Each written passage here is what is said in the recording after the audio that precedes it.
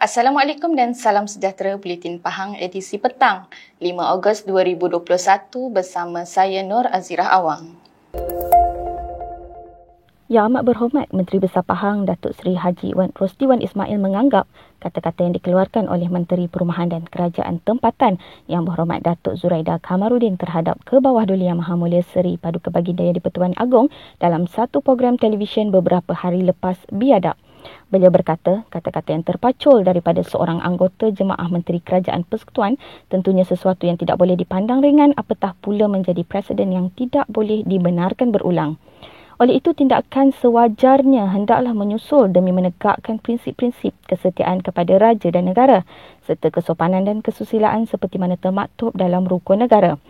Sementara itu, kelab penyokong Kerajaan BN Pahang mahu tindakan sewajarnya dapat diambil kepada mereka yang biadab terhadap Kebawah-Duli Yang Maha Mulia Seri Paduka Baginda Yang di-Pertuan Agong.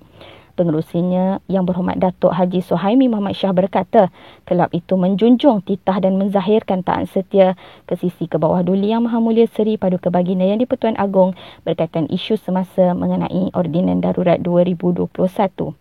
Beliau berkata adalah jelas bahawa Kebawah-Duli Yang Maha Mulia Tuanku bertindak atas budi bicara baginda seperti mana termaktub dalam Perlembagaan Persekutuan. Oleh itu, menurutnya apa juga ulasan yang dikeluarkan oleh pihak-pihak tertentu termasuk oleh ahli Jemaah Menteri Kerajaan Persekutuan Perikatan Nasional PN yang menyanggahi baginda adalah tindakan tidak berperlembagaan dan juga biadab. Jelasnya, ini termasuklah kenyataan terkini oleh Yang Berhormat Datuk Seri Zuraidah dan atas kebiadaban ini, tindakan sewajarnya hendaklah diambil agar mereka terbabit turut diberi pengajaran berkesan keperluan untuk sentiasa akur kepada prinsip kesopanan dan kesusilaan yang termaktub dalam rukun negara. Seramai 600 penduduk di Felda Kota Gelanggi 3 menerima suntikan vaksin mereka di Pusat Pemberian Vaksin PPV di Sekolah Kebangsaan SK Felda Kota Gelanggi 3 pada semalam. Pengerusi Jawatankuasa Hal Ehwal Felda, Koperasi, Usahawan dan Hal Ehwal Pengguna Negeri Pahang Yang Berhormat Datuk Haji Nazringah berkata, program pemberian vaksin tersebut berjalan dengan lancar dan teratur sebagaimana prosedur operasi standard SOP yang telah ditetapkan. Beliau yang juga Ahli Dewan Negeri Pulau Tawau berkata, penerimaan penduduk terhadap vaksin semakin baik dan kesemua mereka memahami keperluan dan kepentingan vaksin dalam menghentikan pandemik COVID-19 pada ketika ini. Beliau berkata, selepas meninjau keadaan di PPV SK Felda Kota Gelanggi 3, beliau sempat singgah di Felda Kota Gelanggi 2 bagi meninjau tapak rumah rakyat Pahang RRP yang dicadangkan kepada 8 beradik yang kehilangan kedua-dua ibu bapa mereka pada bulan lalu selepas dijangkiti COVID-19. Menurutnya, tindakan pantas Kerajaan Pahang yang prihatin terhadap situasi 8 beradik itu harus diberi pujian dengan meluluskan segera pemberian RRP kepada mereka. Beliau turut menzahirkan ucapan penghargaan dan terima kasih kepada Yang Amat Berhormat Menteri Besar Pahang, Datuk Seri Haji Wan Rosdiwan Ismail kerana menerusi kepimpinannya, pelbagai bantuan dan sumbangan dapat diberikan kepada seluruh rakyat yang memerlukan. Sebanyak 29 buah masjid di daerah Lipis menghidupkan program dapur zakat dengan isian semula barangan-barangan makanan keperluan asas bagi keperluan masyarakat Korea masing-masing. Antaranya Masjid Kampung Relong, Masjid Kampung Gua, Masjid Kampung Bukit Betung, Masjid Kampung Sama, Masjid Kampung Kecotoi dan Masjid Kampung Samak.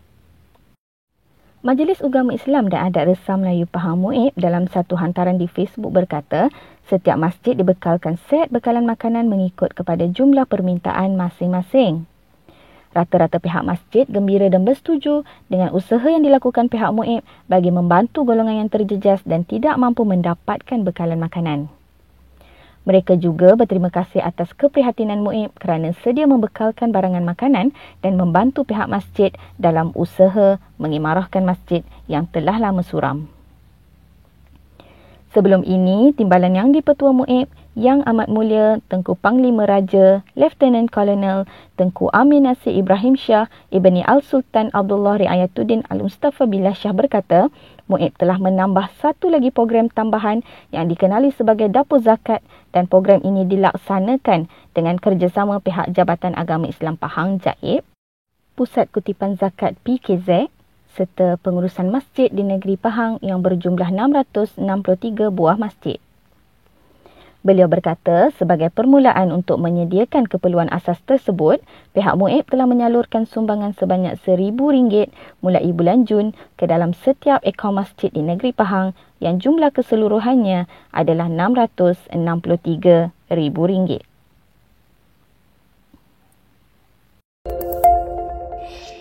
Sekian Buletin Pahang edisi petang bersama Unit Komunikasi dan Media Pahang. Ikuti Pahang Media di Facebook, Instagram, YouTube dan Twitter. Teruskan bersama kami dalam Buletin Pahang edisi malam untuk berita-berita terkini di Pahang. Assalamualaikum.